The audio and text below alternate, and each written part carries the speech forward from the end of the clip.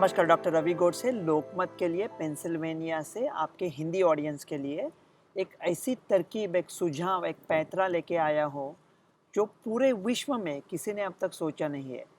और वो सुझाव ये है कि इस महामारी के लिए हम 2 मिनट आराम से बैठेंगे और सोचेंगे। ऐसा किसी ने अब तक किया नहीं है। और एक ऐसी साथ में सोचकर तरकीब ढूंढ निकालेंगे जिससे वैक्सीन या दवाई के बगैर इस महामारी का अंत कर सकते हैं।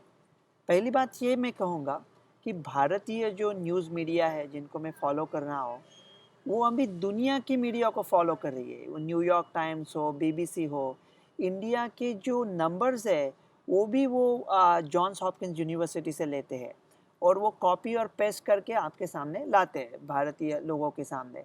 और कभी कभी पेस्ट करते समय जो सबसे अहम अल्फाज है उसे निकाल देते हैं।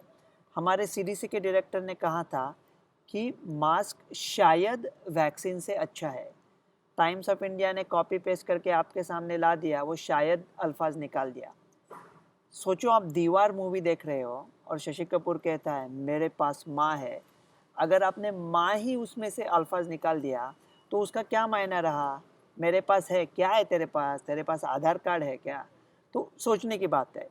तो हम लोग सोचेंगे कि ये कुछ नया तरकीब, कुछ नया पैंतरा सोचेंगे महामारी के लिए। तो सबसे पहले ये देखते हैं कि अगर जिनको कोविड-19 हुआ है, उनको कोई लक्षण नहीं है, फिर भी वो 13-14 दिन तक अगर दूसरों को ये बीमारी दे सकते हैं, तो देखते हैं कि इसका कॉन्टैक्ट ट्रेसिंग कैसे करेंगे। मानो एक बस कंडक्टर है, वो बस के लिए काम करता है बम्बई में। वो एक चौल में रहता है जहाँ पे कॉमन टॉयलेट है। वहाँ से वो स्पेशल लोकल पकड़ के अपने काम पे जाता है। 1 सितंबर को उसने काम चालू किया है, 14 दिन तक उसने काम किया है। 14 सितंबर को पता लगता है कि वो जो चाचा जी को मिलने को गया था 31 अगस्त को, तो उनको चाचा जी को कोविड हुआ है। तो अभी हम लोग ये कंडक्टर का कॉन्टैक्ट सोच रहे हैं कि पिछले 14 दिन में वो लोकल से जा रहा है, बस में काम कर रहा है, उसके बिल्डिंग में कॉमन टॉयलेट में रह रहा है, उसके कहाँ हम लोग कॉन्टैक्ट ट्रेस करेंगे और क्या उनका पता लगाएंगे। मतलब उनको ट्रेस करना तो दूर की बात है, ये हम लोग ट्रेस कर सकते हैं ऐसा सोचना भी पागलपंती है। तो ये नहीं कर सकते, वो तो खुला है। तो ये सब बाकी के पूरे विश्व के देशों ने ये जो लॉकडाउन किया उसकी वजह क्या थी? वो तो बहुत सिंपल है, सबको पता है कि अपना इंफ्रास्ट्रक्चर बहुत बहुत कमज़ोर है, पर्याप्त संसाधन हमारे पास नहीं है। तो सारे लोग एक साथ बीमार होकर अस्पताल आ जाते थे, तो बहुत स्ट्रेन आता था, इसलिए लॉकडाउन किया। अभी मेरे ख्याल से पूरी दुनिया ये कहेगी कि जो जिनको कोविड हुआ है उनको बचा लो, बाकी मास्क डालो और इकोनॉमी, अर्थव्यवस्था खोल दो। दूसरा मेरा ये नया पैंतरा बताने के पहले दूसरा मेरा ऑब्जेक्शन ये है कि हम लोग, कुछ लोग वापस कह रहे हैं कि टेस्टिंग बढ़ाएंगे। मेरे ख्याल से ये सब लोग अपनी सर्वसाधारण बुद्धि को तलाक दे चुके हैं। माना कि आप नैया में हो और वो नैया में काफ़ी छेद है और किनारा नज़दीक है, आपको तैरना नहीं आता, और आपकी तरकीब क्या है कि वो छेदों को, वो होल्स को मेजर करेंगे, कितने होल हैं, उनकी विड्थ क्या है, डेप्थ क्या है। अबे छोड़ दो ना, आपको तैरना नहीं आता, किनारा नज़दीक है और इंडिया का मॉर्टेलिटी रेट तो सारे जहाँ से अच्छा है, रिकवरी रेट सारे जहाँ से अच्छा है। तो छोड़ दो, पानी में कूद जाओ, तैरना नहीं आता, चल चल के जाओ किनारे और बरामद करो खुद को। वो कहते हैं ना डूबने का खौफ न बह जाने का डर था, जहाँ मेरी नैया डूबी वहाँ पानी बहुत कम था। अभी किनारे पहुँच जाओ। वो टेस्टिंग टेस्टिंग क्या करोगे? अगर कोई बोलता है कि एक गांव में काफ़ी चोरियाँ हो रही है, तो आप वहाँ जाके क्या टेस्ट करके बोलोगे हाँ आपने सही कहा, 15% घरों में चोरियाँ होती है? तो वो चोरियाँ बंद करने के लिए कुछ करो ना। कितने दिन अभी वो चोरी चोरी चोरी कहते रह गए? कुछ कुछ सोचो ज़रा। तो मैं सोच रहा हूँ कि जो आर नॉट वैल्यू जो होता है कोविड-19 का, वो 2.5 टू 3 होता है। मतलब एक कोविड-19 का पेशेंट मानो 2.35 टू 3 पेशेंट्स को ये देता है, ये फ्लू से ज़्यादा है।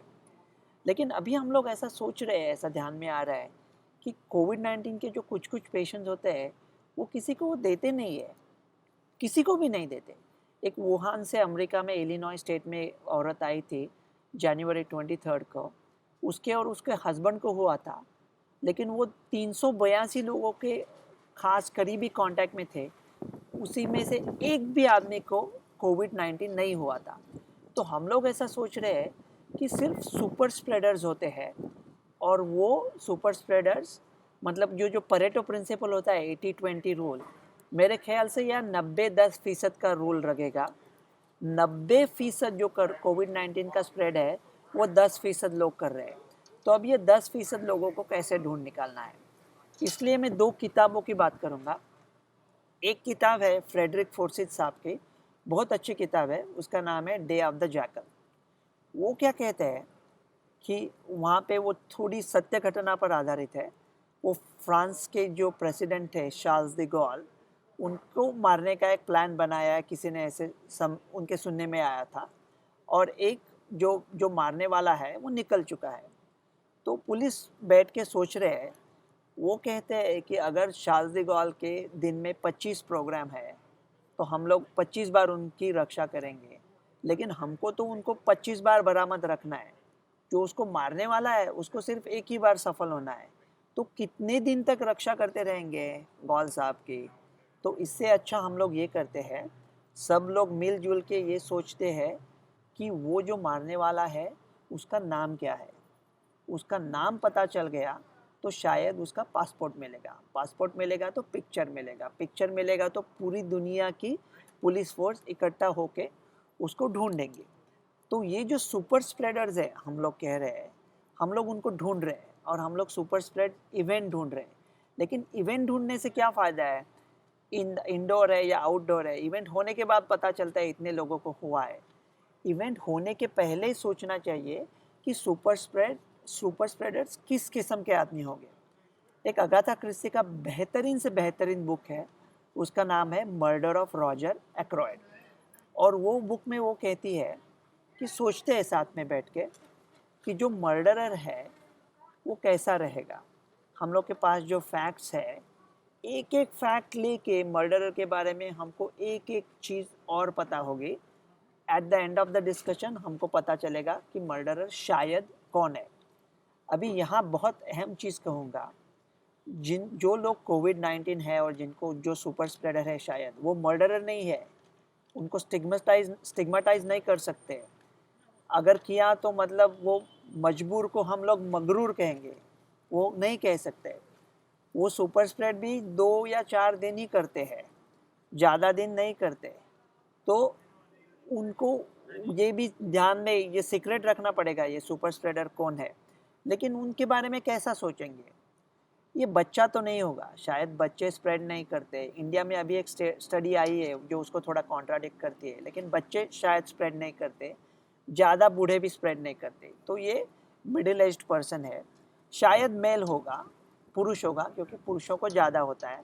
शायद उनका ब्लड ग्रुप बी या ए बी पॉजिटिव रहेगा। वो इतने सिक नहीं होंगे, क्योंकि अगर वो बहुत ही बीमार होते तो वो बाहर ना निकलते। तो बीमार हैं लेकिन ज़्यादा बीमार नहीं है। उनके पूरे लक्षण नहीं होंगे ऐसे नहीं होगा, उनके कुछ लक्षण होंगे लेकिन कम होंगे। मेरे ख्याल से उनकी इम्यूनिटी थोड़ी कम रहेगी, लेकिन उनको खांसी रहेगी। उनको आरटीपीसीआर का टेस्टिंग में उनका साइकिल थ्रेशोल्ड कम रहेगा। और और ऐसे भी टेस्ट है जिससे हम लोग ये पता कर सकते हैं कि उनको वायरस के रिसेप्टर शायद ज़्यादा है। अगर ये सोचना है तो ऑलरेडी हमारे पास कितना इन्फॉर्मेशन है कि शायद मेल है, मिडिल एज्ड है, ब्लड ग्रुप क्या है, ज़्यादा सिक नहीं है, बुखार नहीं है, खांसी है, आरटीपीसीआर का साइकिल थ्रेशोल्ड कम है, और शायद कोई रिसेप्टर की टेस्ट ढूंढ निकाल। ऐसा अगर हम लोग सोचते हैं, और जो सिर्फ सुपर स्प्रेडर्स है सिर्फ उनको 2 या 4 दिन मास्क डाल के हम लोग अलग कर सकते हैं, तो ये मानो पैंडेमिक ख़त्म हो गया वैक्सीन के बगैर। अभी देखो ये जो मेरी तरकीब है अभी मैंने सोची है, और मेरी तरकीब बाकी सारे तरकीबों से अलग है क्योंकि मैं इसका कोई पैसा नहीं मांग रहा। वो जो एक उर्दू शेर है ना, वो कहते हैं जहानतों को कहा कर्ब से फ़रार मिला, जिसे निगाह मिली उसे इंतज़ार मिला।